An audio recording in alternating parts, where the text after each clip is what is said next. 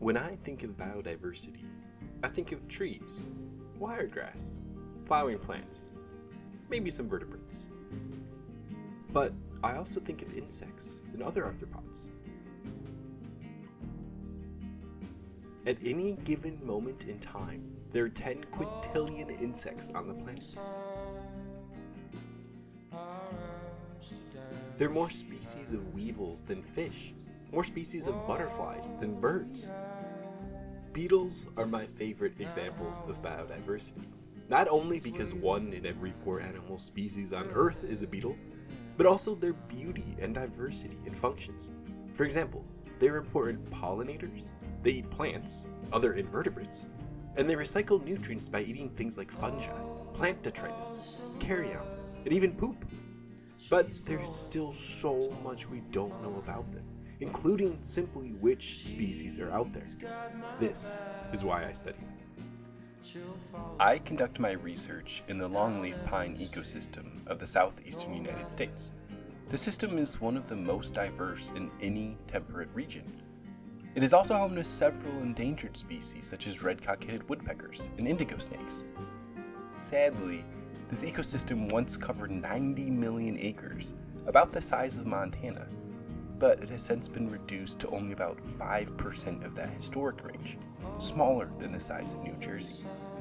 This ecosystem has a tremendous diversity of beetles too. Scientists have documented over 600 beetle species there alone, but there's still tons of species unaccounted for. Entomologists in the past have caught beetles with aerial nets, attracted them to lights at night, caught them in flight traps, or caught them by hand. That means they missed all of the beetles that were sitting in the canopy, and these are the ones that I am interested in. To collect these beetles, I will use a technique called canopy fog.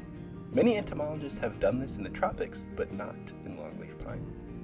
Basically, an entomologist will spray a relatively benign insecticide to the tree canopy so the insects there will fall to the ground to then be collected. But accessing the canopy is no easy task and requires several steps. Some of the methods we tried were particularly challenging to access the canopy. Field stilts were considered too risky, as was a human pyramid. Thankfully, we were able to use a hydraulic lift to get us 40 feet above the ground. We applied our insecticide to a target group of trees, waited 2 hours for the insect rain to stop, and carefully washed all the arthropods off the tarps into a bucket. My next step is to pull out all of the beetles we collected and identify them to species. This takes a lot of work and time.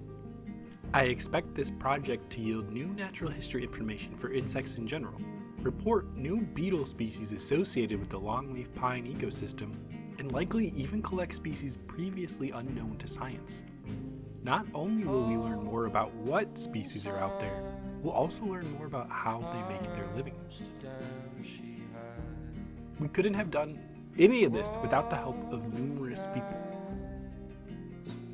and funding agencies.